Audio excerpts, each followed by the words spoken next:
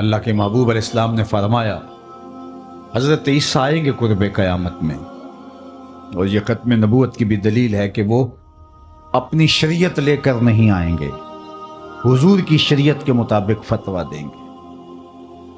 مسجد اموی کے شرقی مینار سے نیچے اتریں گے، آسمان سے نیچے اتریں گے، دو فرشتوں کے کندھوں پہ ہاتھ رکھا ہوگا، تازہ وضو کے آثار ان کے بدن سے ہویدہ ہوں گے اور قطرے ٹپک رہے ہوں گے پانی کے زلفوں سے۔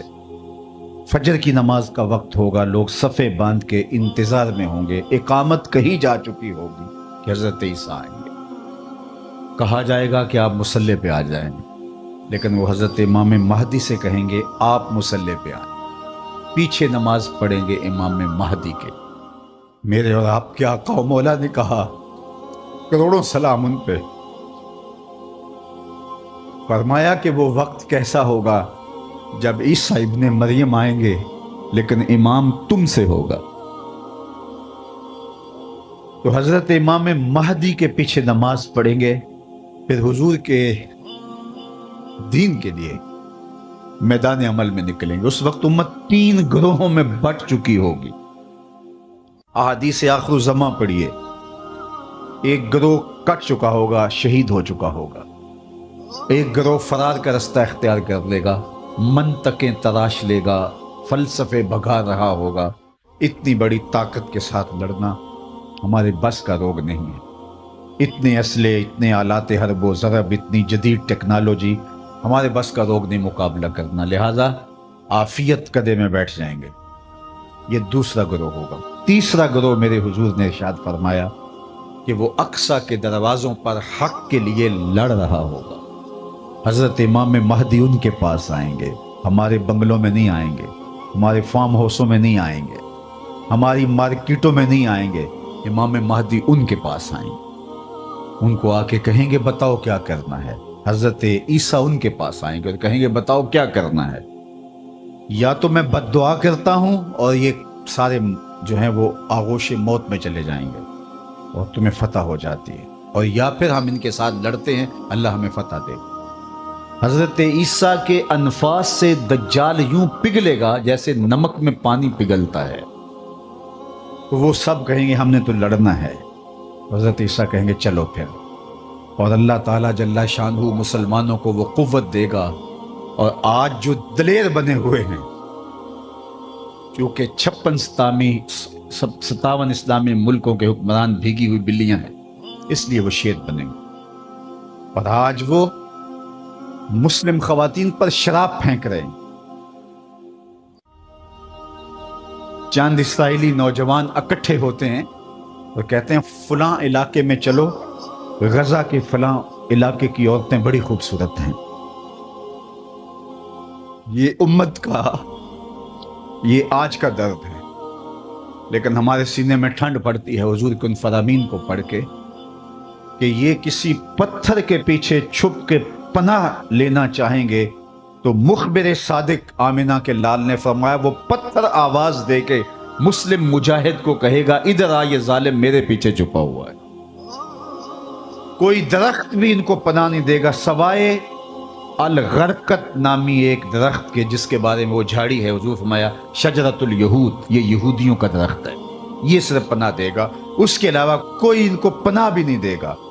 اور سنو تمہیں ٹھنڈ پڑنی چاہیے، ہمارا اندر سلگ رہا ہے اس وقت امت کے حالات کو دیکھ کے، لیکن خزاں کے بعد کا موسم بہار ہوتا ہے، انشاءاللہ وہ وقت آنے والا ہے، اور یہ حضور کا فرمان اور صحیح حدیث ہے۔ اللہ کے محبوب نے ارشاد فرمایا پتھر اور گارے سے اور اینٹ اور جو ہے وہ مٹی سے بنا ہوا کوئی گھر، اون اور چمڑے کا بنا ہوا کوئی خیمہ پھر ایسا نہیں رہے گا جہاں کلمۃ الاسلام داخل نہیں ہوگا۔ گویا شرق سے غرب تک، شمال سے جنوب تک، کائنات کی ایک ایک چھت پہ جھنڈا میرے حضور کے نام کا جھول رہا ہوگا۔ اللہ کا وعدہ ہو والذی ارسل رسولہ بالہدی ودین الحق لیظہرہ علی الدین کلہ، اللہ نے وعدہ کیا کہ دین اسلام کو میں غالب کر کے رہوں گا، رسول کو بھیجا اس لیے ہے، اور وہ زمانہ وہ وقت دیکھے گا 40 سال تک خلافت علی منہاج النبوہ قائم رہے گی، حتیٰ کہ بکری گھاٹ کے اوپر پانی پی رہی ہوگی تو شیر آئے گا تو ایک کونے میں پانی پی کے چلا جائے گا، اس کو ہمت نہیں ہوگی کہ بکری کو آنکھ اٹھا کے دیکھے کہ مسلمانوں کا خلیفہ بیٹھا ہوا ہے۔ 40 سال تک یہ امن قائم رہے گا اور پوری دنیا کے اوپر جھنڈے میرے حضور کے جھولتے رہیں گے۔ اور یہ وقت آنا ہے، میں نے اور آپ نے اپنی نسلوں کو بتا کے جانا ہے دجال کے بارے میں۔ صحابہ دجال کے بارے میں اپنی نسلوں کو یوں سکھاتے تھے جیسے قرآن کی آیتیں سکھائی جاتی ہیں۔ صحابہ کہتے ہیں حضور نے ہمیں دجال کے بارے بتایا اور تھوڑے فاصلے پر کھجور کا ایک جھنڈ تھا اور حضور بیان کر رہے تھے، اور اس طرح حضور نے کہا کہ بس وہ بہت جلد آنے والا ہے، تو ہمیں لگا کہ اس جھنڈ کے پیچھے ہوگا کہیں، ابھی نکل کے آ جائے گا۔ اس قدر صحابہ کو بتایا کہ بہت جلد دجال ظہور پذیر ہونے والا ہے، اور آج تو دجالی فتنے پوری طرح سے محو نفوذ ہیں، اور گلی گلی دجال اپنی تمام تر توانائی کے ساتھ مسلمانوں کو جو ہے وہ کیپچر کر رہا ہے۔ میں کہتا ہوں اگر ہم نے اپنی نسل کو نہ بتایا تو آنے والی نسل ہماری دجال کے قبضے میں ہوگی اگر اس کے ساتھ نفرت پیدا نہ کی تو، چونکہ وہ بھرپور پیکج بھی دے گا، زندہ بھی کرے گا، مارے گا بھی۔ آج بھی لوگ کہتے ہیں جناب جو ہے وہ ہم نے اپنی معیشت بھی تو بچانی ہے، ہمارے ایوان بالا کے اندر قرارداد پیش کی کہ ہمیں بھی ڈالر چاہیے، تو وہ پیکج بھی دے گا اور دوسری جانب خوف بھی دے گا، اور بہت سارے لوگ دجال کے ساتھ کھڑے ہو جائیں گے، لیکن جن کے سینے میں ایمان کا چراغاں ہوگا وہ ٹکڑے ٹکڑے بھی کر دے گا، پھر بھی کلمہ حق نہیں چھوڑیں گے۔ ہم نے اپنے آپ کو اتنا مضبوط کرنا ہے، اپنی نسلوں کو اتنا مضبوط کرنا ہے، یہ کسی صورت کے اندر بھی دجال کے ساتھ کھڑی نہ۔ یہ جو 30 جھوٹے نبوت کے دعوے دار ہیں، ان کو کذاب بھی کہا گیا، ان کو دجال بھی کہا گیا، اور دجال اعظم بڑا دجال وہ سب سے آخر میں آنے والا ہے، لیکن وہ اس کا استدراج تو ہوگا جو کچھ دیر چلے گا، لیکن حضرت عیسیٰ کے انفاس سے وہ پگھل جائے گا اور اللہ اسلام کا بول بالا کرے گا۔ تو آج نہیں تو کل اسلام کا بول بالا ہونے والا ہے۔ ان مشکل حالات میں تذبذب میں مبتلا نہیں ہونا، کمزوری میں نہیں آنا۔ یہ مشکل حالات ہیں اس وقت امہ کے اوپر، اور 56-57 اسلامی ملک جو ہے وہ ہتھیار پھینک چکے ہیں۔ یہ کل کا ہی آپ جنرل اسمبلی کا اجلاس اٹھا کے دیکھیے، کشمیر کی بات کی ہی نہیں گئی، چھوڑ دیا کشمیر کو، فلسطین کا بھی نام چھوڑ دیں کوئی پرواہ نہیں، زمانہ چھوڑ دیں۔ میں کہتا ہوں مالک وہ جو ڈٹے ہیں اقصیٰ کے دروازے پہ، ان کے حوصلے نہ ٹوٹنے دینا، ان کو سر بلند رکھنا، ان کو اونچا رکھنا، اور ان کے پیغام کا ابلاغ دنیا کے اوپر ہوگا، اور انشاءاللہ وہ وقت آنے والا ہے کہ پوری دنیا کے اوپر اسلام کا غلبہ ہوگا۔ آ ملیں گے سینہ چاکانے چمن سے سینہ چاک، بزم گل کی ہم نفس باد صبا ہو جائے گی، شبنم افشانی پیدا کرے گی میری سوز و ساز، اس چمن کی ہر کلی درداش نہ ہو جائے گی، آسماں سحر کے نور سے ہوگا آئینہ پوش، اور ظلمت رات کی سیما پا ہو جائے گی، شب گریزاں ہوگی آخر جلوائے خورشید سے، یہ چمن معمور ہوگا نغمہ توحید سے۔ انشاءاللہ ہم نے حصہ ڈالنا ہے اور دعا کرنی، اللہ اگر ہماری زندگی میں حضرت امام مہدی حضرت عیسیٰ آئے، اللہ ان کے لشکر میں شامل فرمانا، اور ہماری اولادوں یا اولادوں کی زندگی میں یہ سعادت ان کو نصیب ہو، تو اللہ وہ دجال کے ساتھ نہ کھڑے ہوں، وہ امام مہدی کے ساتھ کھڑے، حضرت عیسیٰ کے ساتھ کھڑے، اور انشاءاللہ مجھے یقین ہے کہ ہماری نسلیں دجال کے ساتھ نہیں کھڑی ہوں گی۔ ان کی روح اور دین کا نور ان کے سینے کے اندر انڈھیل گئے، اس کے 2 آنکھوں کے درمیان واضح طور پہ کافر لکھا ہوگا، جو مومن دیکھے گا بھی پہچانے گا بھی، اور جب پہچان لے گا پھر کوئی فرق نہیں پڑتا کہ اس کے ٹکڑے کیے جاتے ہیں، اس کے جسم کی بوٹیاں کی جاتی ہیں یا قیمہ کیا جاتا ہے، اس کو کوئی فرق نہیں پڑتا، وہ کھڑا ہو کے کہے گا کہ میں تیرے ساتھ نہیں ہوں، میں حضرت عیسیٰ کے لشکر میں شامل ہوں۔ اللہ جل شانہ کی بارگاہ میں آپ سارے لوگوں کی آمین کے ساتھ دعا ہے کہ اللہ اس امت کو غلبہ عطا فرمائے، اور ہمیں حضور علیہ الصلوۃ والسلام کے دین کا سچا سپاہی بنائے، اور دنیا آخرت کی بلائیاں ہمارا مقسوم کرے، اقبال کے سارے فلسفے کا رس نچوڑیں تو جو جوس نکلتا ہے، رس نکلتا ہے، وہ یہ ہے کہ محمد سے وفا تو نے تو ہم تیرے ہیں، یہ جہاں چیز ہے کیا لوح و قلم تیرے ہیں۔ اقبال کہتا ہے حضور سے وفا کر لو، پھر قلم بھی تمہارے ہاتھ میں دے دیں گے، تختی بھی تمہیں ہی دے دیں گے، لوح بھی تمہیں پکڑا دیں گے، پھر تمہاری تقدیر کے فیصلے واشنگٹن میں نہیں ہوں گے، بلکہ خدا بندے سے خود پوچھے گا بتا تیری رضا کیا ہے۔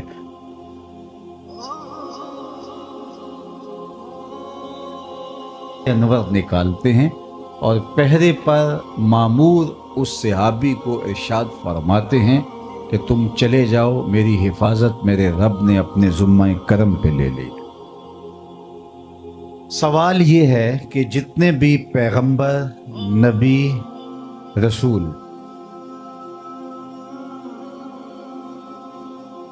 جتنے بھی پیغمبر، نبی اور رسول تشریف لائے ہیں، اللہ جل شانہ کے سچے اور فرستادہ رسول اور پیغمبر تھے۔ انہیں شہید کیا گیا، لیکن اللہ نے ان کی حفاظت نہیں فرمائی۔ حضور بھی اللہ کے نبی ہیں، لیکن اللہ نے اپنے محبوب کی حفاظت اپنے ذمہ کرم پہ لی اور کہا کہ محبوب تیری حفاظت ہمارے ذمہ رہی۔ تو یہ ایک دوسرا سوال ہے۔ قرآن بھی اللہ کی کتاب اور باقی کتابیں بھی جو اس سے پہلے نازل ہوئی وہ بھی اللہ کی کتاب۔ حضور اللہ کے رسول، باقی اس سے قبل جو رسول اور پیغمبر ہوئے وہ بھی اللہ کے فرستادگان، ان کی حفاظت اپنے ذمہ کرم پہ نہیں لی، حضور کی حفاظت اپنے ذمہ کرم پہ لی۔ اس کا جواب ہی ختم نبوت کی دلیل ہے، اور وہ یہ کہ اگر کسی کتاب میں تحریف راہ پا جاتی ہے تو کوئی بات نہیں، نئی کتاب اترنے والی ہے، اور لوگوں کے لیے ہدایت کا سرچشمہ سوکھنے والا نہیں، نئی کتاب آنے والی ہے۔ کوئی بات نہیں، یہ کتاب میں تحریف راہ پا گئی ہے تو دوسری کتاب آئے گی، اس میں تحریف کر لی تیسری کتاب آئے گی، اس میں تحریف کر لی تو چوتھی کتاب آئے گی۔ قرآن کے بعد چونکہ کوئی کتاب نہیں ہے، فَبِأَيِّ حَدِيثٍ بَعْدَهُ يُؤْمِنُونَ، اس کے بعد تم کس پہ ایمان لاؤ گے؟ اگر اس میں بھی تحریف کی راہ پائی جاتی ہے تو پھر قیامت تک آنے والے انسانوں کے لیے ہدایت کا کوئی سرچشمہ نہیں ہوگا۔ تو قرآن کی حفاظت کا ذمہ اپنے ذمہ کرم پہ لینا اس بات کی دلیل ہے کہ قرآن کے بعد کوئی کتاب اترنے والی نہیں ہے۔ ایک پیغمبر کو شہید کر دیا جاتا ہے، کوئی بات نہیں، اس کی جگہ نیا پیغمبر آنے والا ہے، اتمام دین کرے گا، اتمام توحید کرے گا، اللہ کے پیغام کا ابلاغ کرے گا، رشد و ہدایت کا چشمہ سوکھے گا نہیں، اس کے ذریعے سے نور بٹتا رہے گا، اجالے پھیلتے رہیں گے۔ دوسرے نبی کو شہید کر دیا جاتا ہے، تیسرے نبی کو، لیکن حضور علیہ السلام کی حفاظت اللہ نے اپنے ذمہ کرم پہ لی کہ محبوب آپ نے اتمام دین کرنا ہے، اگر آپ کو نقصان پہنچ جاتا ہے تو پھر اتمام دین کون کرے گا؟ حضور علیہ السلام کی حفاظت کا اللہ کے ذمہ کرم پہ ہونا اس بات کی دلیل ہے کہ حضور کے بعد کوئی پیغمبر آنے والا نہیں۔ پس خدا بر ما شریعت ختم کر، بر رسول ما رسالت ختم کر۔ لیکن جعلی لوگ، دو نمبر لوگ اپنے آپ کو نبوت اور رسالت کے دعوے کے ساتھ سامنے لاتے رہیں گے، اور وہ اللہ کے محبوب نے پہلے ارشاد فرما دیا کہ میرے بعد 30 کے قریب دجال آئیں گے جو یہ دعویٰ کریں گے، یہ گمان کریں گے کہ ہم نبی ہیں، ہم رسول ہیں، لیکن فرمایا کہ میرے بعد کوئی رسول نہیں ہے، میں آخری نبی۔ تو مختلف ادوار کے اندر لوگ آتے رہے اور جنہوں نے ادعائے نبوت کیا۔ خود جناب رسالت مآب صلی اللہ علیہ وآلہ وسلم کے زمانے میں مسیلمہ کذاب یمامہ کا ایک شخص اٹھا اور اس نے کہا کہ میں پیغمبر ہوں، اور 40,000 لوگ اپنے گرد اس نے جمع کر لیے، اور حضرت سیدنا صدیق اکبر رضی اللہ تعالی عنہ نے उसके मुआवजे में, उसके मुकाबले में बाकायदा फौज भेजी। 13,000 के करीब लश्कर जाके उसका मुआवजा करता है, उसका मुकाबला करता है और उसे शिकस्त फाश देता है। और इस रास्ते के अंदर, उस जंग में 1200 मुसलमान शहीद होते हैं।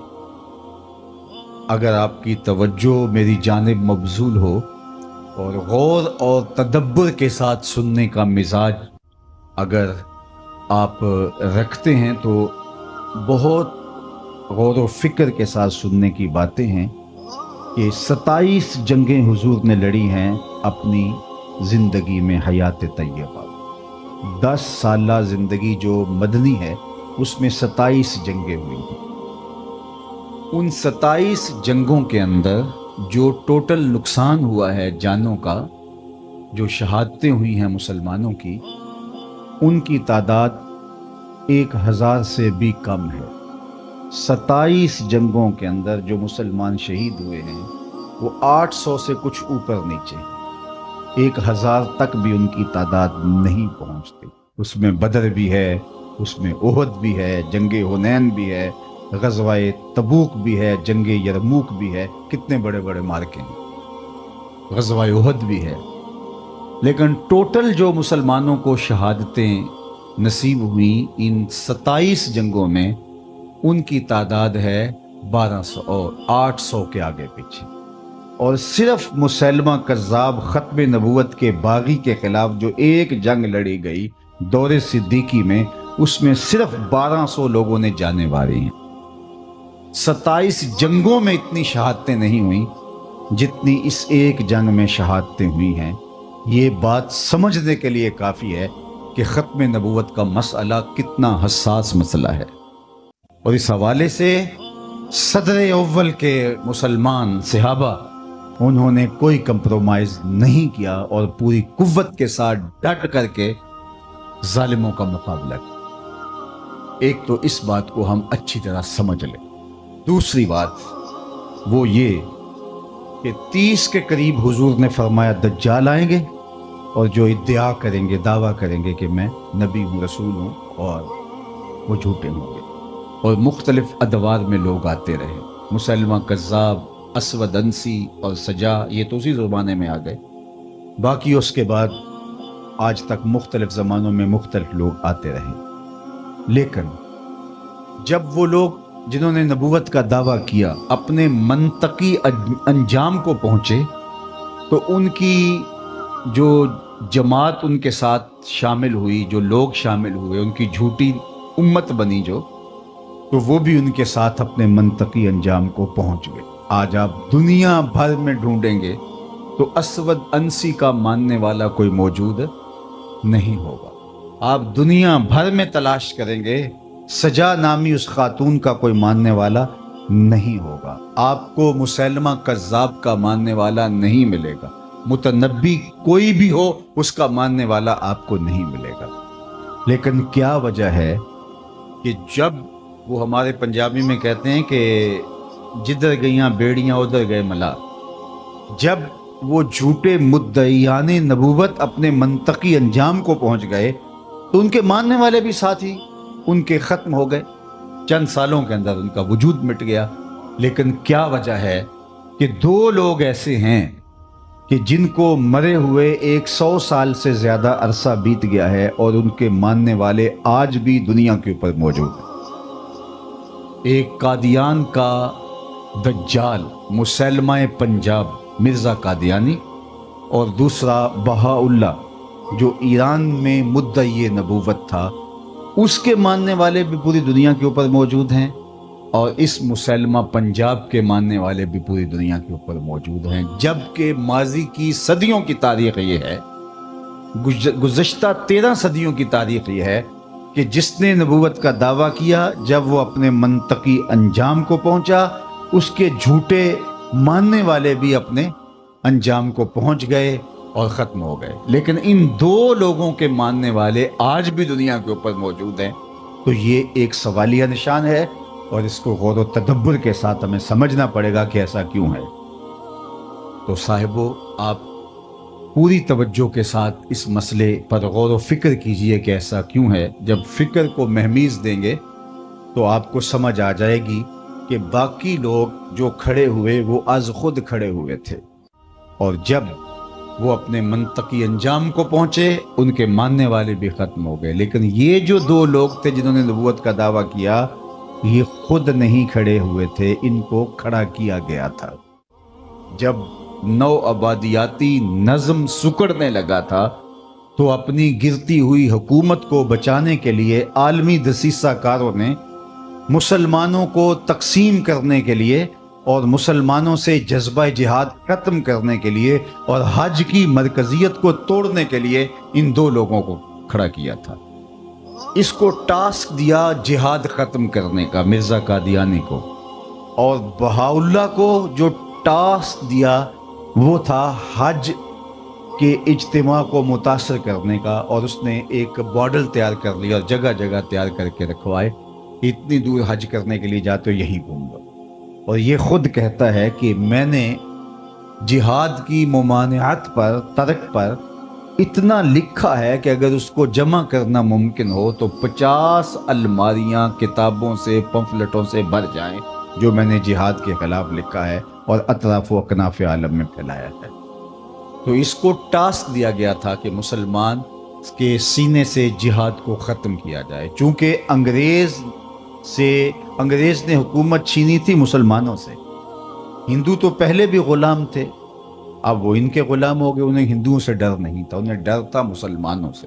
फ़रोग़ आदम खाकी से अंजुम सहमे जाते हैं कि ये टूटा हुआ तारा महे कामल न बन जाए। इसलिए वो कुव्वत जिसे जिहाद कहते हैं उसको ख़त्म करने के लिए मिर्ज़ा ग़ुलाम अहमद कादियानी को खड़ा किया गया। और उसकी जितनी भी तहरीरात हैं आप पढ़ के देखें तो उसमें उसने जिहाद के ख़िलाफ़ बात की है कि ये नहीं होना चाहिए, ये कलम का ज़माना है, जिहाद का ज़माना नहीं है। अगरचे उम्मत मुस्लिमा ने उसको मुस्तरद कर दिया और वो बदतरीन मौत मर गया, लेकिन चूंकि जिन्होंने खड़ा किया था वो तो मिल जाता है, और वो इसलिए कि उनके सरपरस्त जो है वो उनको जो है वो रास्ता देते हैं और उनको हिफाजतों का हिसार देते हैं और उनको तकरीम देते हैं। इसलिए आज भी पाकिस्तान के अंदर एक साल में मुहतात अंदाजे के मुताबिक 10,000 लोग एक साल में बैरूने मुल्क जाने के लिए अपने आप को मिर्ज़ाई लिख रहे हैं। और मिर्ज़ाई लिखने का मतलब मिर्ज़ाई हो जाना है। अगर कोई शख्स कहता है कि चलो कोई बात नहीं, मैं ऊपर ऊपर से लिख रहा हूँ, शरीयत के हकाम ज़ाहिर पे होते हैं, वो मिर्ज़ाई हो जाता है। और हमारे करीब एक वाक़या हुआ कि एक शख्स ने बैरूने मुल्क जाने के लिए कागज़ भरे और उसके ऊपर मिर्ज़ाई लिखा, लेकिन अभी जा नहीं सका था। वो बदबख्त के मौत की घाट उतर गया और अल्लाह की गिरफ्त में आ गया। तो उसके ख़ानदान वालों ने कहा कि चूँकि ये तो एक तरीका था बाहर जाने का, उसे मुसलमानों के कब्रिस्तान में दफन कर दिया गया, लेकिन फिर बाद में मुसलमानों के एहतजाज की वजह से उसको उखाड़ करके मुसलमानों के कब्रिस्तान से निकाला। तो ये बात जहन में रखिएगा कि ये खुद काश्ता पौधा नहीं है, बल्कि ये यहूदियत का काश्त किया हुआ पौधा। इसलिए अल्लामा इकबाल ने कहा था कि मिर्ज़ाइयत यहूदियत का चरबा है, और किसी ने कहा था कि ये इस्लाम के भी दुश्मन हैं और पाकिस्तान के भी दुश्मन, और इन्होंने हमेशा इस्लाम को नुकसान पहुंचाया और इन्होंने हमेशा पाकिस्तान को नुकसान पहुंचाया। लेकिन दुनिया की तारीख का ये अनोखा बब है कि पाकिस्तान की नेशनल असम्बली में इनको कानूनन पाकिस्तान के आईन और दस्तूर के मुताबिक काफिर डिक्लेयर किया गया। लिहाजा इन्होंने उसको माना नहीं, तस्लीम नहीं किया और दर बदरी की ठोकरें खा रहे हैं और जलील और रुस्वा हो रहे हैं। लेकिन ये कानून बाकी रहेगा। आए दिन छेड़छाड़ की जाती है और ये कोशिश की जाती है और लोगों के दिल में इनका जो है वो ان کو مظلوم بنا کے پیش کیا جاتا ہے کہ یہ بھی تو اس ملک کے باسی ہیں، ان کو بھی حق ہونا چاہیے، اور یہ حکومت فیصلہ واپس لے لے کسی طرح سے، یا اس کے اندر کوئی ترمیم کر لی جائے۔ لیکن میں کہتا ہوں کہ آسمان تو پھٹ سکتا ہے، زمین کے ٹکڑے تو ہو سکتے ہیں، چاند بے نور ہو سکتا ہے، سورج بے نور ہو سکتا ہے، لیکن مرزائی کل بھی کافر تھے، مرزائی آج بھی کافر ہیں، اور مرزائی کل بھی کافر رہے۔ مرزائی کبھی بھی جو ہے وہ اس دائرے سے نہیں نکل سکتے، کیونکہ جو حضور کے ختم نبوت کا منکر ہے وہ کافر ہے۔ دوسری بات آپ کی توجہ چاہوں گا، اللہ آپ کے جذبوں کو سلامت رکھے، لیکن میں چاہوں گا کہ زیادہ سے زیادہ آپ اس مسئلے کو سننے کی کوشش کریں۔ نعروں کا ذوق آخر میں، بعد میں، یا اس سے پہلے بھی میرا خیال آپ پورا کر چکے ہوں گے، بس میری گفتگو کی طرف آپ کی توجہ رہے۔ تو یہ جہاد کے خلاف ایک عملی تحریک تھی، اور اس کی سرپرستی ان لوگوں نے کی جن کو جہاد سے خطرہ تھا، اور یہ وہی لوگ تھے جنہوں نے مسلمانوں سے حکومت چھینی تھی۔ پاکستان بننے کے بعد بھی انہوں نے پاکستان کو قبول نہیں کیا۔ آج بھی ربوے کے اندر جو قبریں ہیں، وہاں جو لوگ ان کے دفن ہوتے ہیں ان کو امانتاً دفن کیا جاتا ہے۔ وہ کہتے ہیں کہ پاکستان ٹوٹ جائے گا، ان کے عقائد میں یہ شامل ہے، اور ہم ان لاشوں کو اٹھا کے قادیان میں جا کے دفن کریں گے۔ جب پاکستان ایٹمی طاقت بنا تو پوری دنیا کے اوپر چراغاں کیا گیا، لیکن ربوے میں سوگ منایا گیا۔ اور جب پاکستان دو لخت ہوا، پاکستان جب ٹوٹا اور بنگلہ دیش اور پاکستان دو الگ حصوں میں بٹا، تو اس وقت قادیان میں چراغاں کیا گیا تھا، اور ان کا خیال تھا کہ پاکستان بھی عنقریب ٹوٹ جائے گا۔ لیکن میں بار بار کہہ چکا ہوں، مشکل وقت قوموں پہ آتے ہیں، آتے رہیں گے، ہمارے گھروں میں بھی آتے ہیں، خاندانوں میں بھی آتے ہیں، بستیوں شہروں میں بھی آتے ہیں، لیکن سن لیجئے، پاکستان ختم ہونے کے لیے نہیں، قیامت تک قائم رہنے کے لیے معرض وجود میں آیا۔ پاکستان مٹنے کے لیے نہیں بنا تھا۔ یہ سبز ہلالی پرچم قیامت تک فضاؤں میں جھولتا رہے گا، اور پاکستان کل بھی زندہ باد تھا، پاکستان آج بھی زندہ باد ہے، اور پاکستان کا نام روشن رہے گا۔ مشکل وقت گزر جائے گا انشاءاللہ، اور یہ پھریرے پاکستان کی عظمتوں کے لہراتے رہے۔ تیسری بات، اور میری گفتگو اختتام کی طرف چلی جائے گی، کہ جہاد کے خاتمے کے لیے یہ سارا ڈرامہ رچایا گیا تھا۔ بہاؤاللہ کی جو تحریک تھی وہ حج کے خاتمے کے لیے وہ ڈرامہ رچایا گیا تھا، اور یہاں جہاد کے لیے، لیکن جہاد ختم ہونے والا نہیں ہے۔ میرے اور آپ کے آقا و مولا مخبر صادق، ہمارے ماں باپ ان پہ قربان، آپ نے کہا تھا جہاد قیامت تک جاری رہے گا، تھوڑے لوگ ہوں گے لیکن لڑتے رہیں گے، اور فرمایا اقصی کے دروازوں پر لوگ موجود رہیں گے جو جہاد کا پرچم اٹھائے رکھیں گے۔ اور آج اقصی کے دروازوں پر لڑنے والے غزہ کے ان مجاہدوں کو ہم سیلوٹ کرتے ہیں، سلام پیش کرتے ہیں کہ پوری دنیا نے ان کا ساتھ چھوڑ دیا، اور کفر اسرائیل کے ساتھ آ کے کھڑا ہو گیا۔ اپنے سرکاری جہاز میں بیٹھ کے بھی برطانیہ کا وزیر اعظم پہنچ سکتا تھا اسرائیل میں، لیکن اس نے ترجیح دی جنگی جہاز میں بیٹھ کر کے وہاں پہنچنے کی، اور اس نے عملاً بتایا بھی اور کہا بھی کہ میں اس لیے جنگی جہاز میں جا رہا ہوں اسرائیل، تاکہ ان کو میں بتا سکوں کہ ہم ہر طرح سے تمہارے ساتھ ہیں۔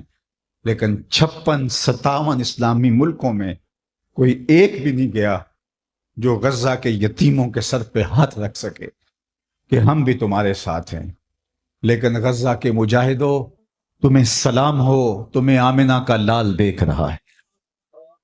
سنو، میرے حضور نے ارشاد فرمایا،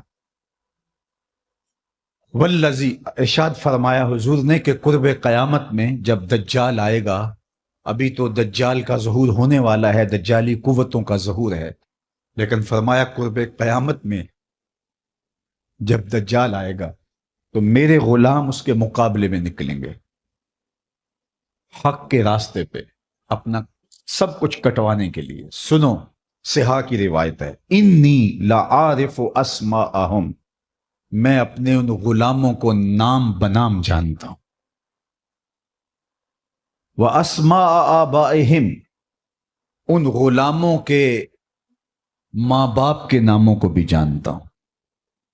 کہانی ختم نہیں ہوئی، وَأَلْوَانَ خُيُولِهِمْ، جن سواریوں پہ چڑھ کے جہاد کریں گے میں محمد ان سواریوں کے رنگوں کو بھی جانتا ہوں۔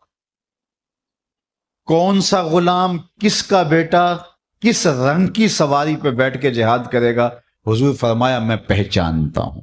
غزہ والو تمہیں مبارک ہو، تجھے آمنہ کے لال پہچان رہے ہیں۔ زمانہ تمہیں چھوڑ دے، تمہیں پرواہ نہیں ہونی چاہیے، اس لیے کہ آمنہ کے لال تمہیں پہچانتے بھی ہیں، تمہیں جانتے بھی ہیں، اور جن سواریوں پہ تم جہاد کر رہے ہو ان سواریوں کے رنگوں کو بھی پہچانتے ہیں، اور یہ جہاد کبھی ختم نہیں ہوگا۔